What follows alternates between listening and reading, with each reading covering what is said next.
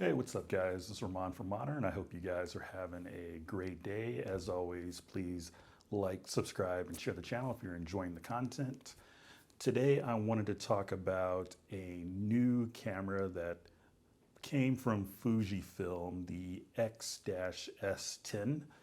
And this camera is kind of like the baby X-T4. I've been excited about this camera's release since I've heard the news. Traditionally, Fujifilm and its X series, its X-T series, they'll come out with their high-end model, which is the X-T4, the X-T3, or the X-T2, and then they'll release kind of a casual enthusiast type of version for that series, such as the X-T30 or the X-T20.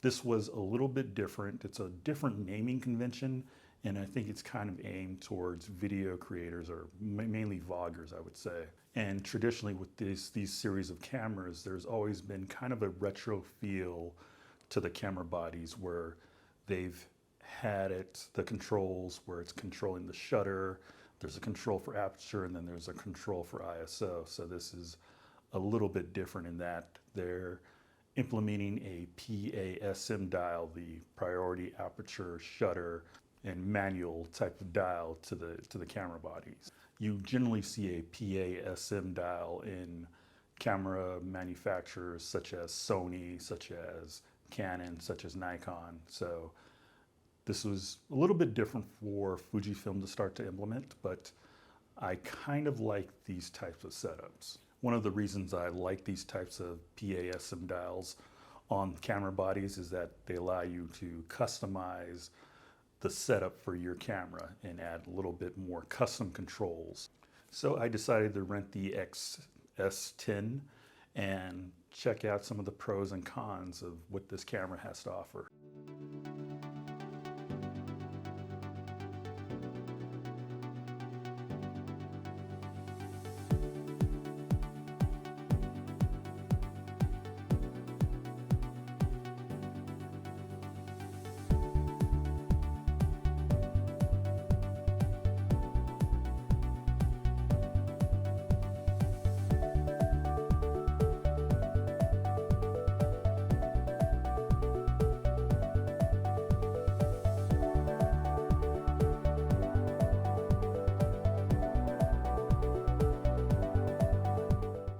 So now I'm going to discuss the price and what the X-S10 will cost. At the time of making this video, the Fujifilm has priced this camera at just under $1,000, $999, which is, I believe, $700 cheaper than the X-T4. As with most cameras, things like lenses, memory cards, and any additional things that you add on to the camera body will raise that price a little bit further, especially if you're not already a Fujifilm user. There are adapters that you could adapt other lenses to this camera body, most notably the Finger adapter that you could adapt Canon lenses to the Fuji system. Now onto a few of the things that I really enjoyed about using this camera. For one, the fully articulated screen that they have implemented into this camera body is phenomenal, as always with most camera bodies that have that flip out screen. This flip out screen is kind of in the same vein as when Fuji implemented a flip out screen to the X-T4 series. So that's nice that they're starting to bring this in other lineup and other camera bodies. Another thing that I like about this new line of camera is that they implemented a PASM dial into the camera body. This PASM dial has custom modes, so you could assign certain functions and certain modes to the C1, C2, C3 buttons. This has kind of a, as I was testing out this camera, there's a little bit of a mixed bag with this PASM dial, and I'll get into that and the things I didn't like about it. But most notably is that this implementation is different from their current line of X-T cameras that Fuji has. Another thing that I really enjoyed is just the ergonomics and the extended grip that you're getting when using the X-S10. It's really nice to hold in the hands. The camera body is smaller than the X-T4, but not that smaller. But the ergonomics on the camera is really great. Similar to the Fuji X-T4, the X-S10 also has in-body image stabilization.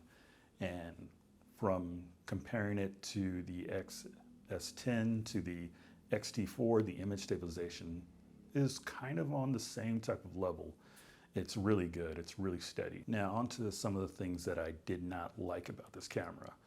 One of the things that I was really intrigued about was the PASM dial, and that it's now being implemented into this new type of camera body, in that it gives you control over assigning certain custom modes to your camera. One of my biggest complaints is that you're unable to assign certain video functions into those camera modes. You can assign photo modes, specific photo modes and photo settings for those C1, C2, C3 settings, but you're not able to assign maybe a 60 frames per second into maybe your C2, and then you can assign maybe 120 frames per second into C3, and then, and so on and so forth.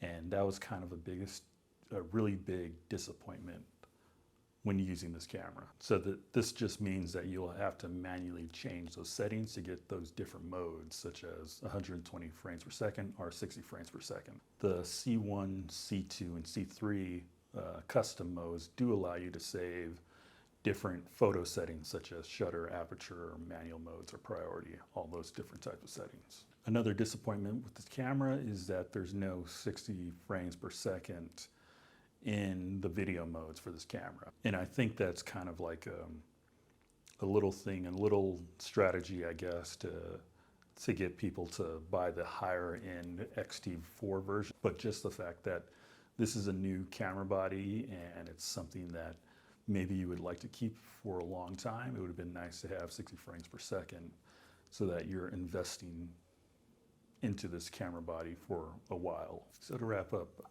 I really enjoyed my experience with the X-S10. It's a nice 4K camera, 4K at 24 frames per second. It's still lacking some things that I would like to see implemented, maybe in the next version, but I think it's a solid pickup. I could definitely see myself getting this camera and using it as maybe a vlogging camera, maybe something to replace my Canon M50. And I kind of feel like it's a nice budget pick if you don't want to spend the money to invest in the Fujifilm X-T4. So finally, I'd like to say thank you again for joining me on this episode. As always, please like, subscribe, and share the channel if you enjoyed the content. Thank you guys, and I'll see you guys in the next one.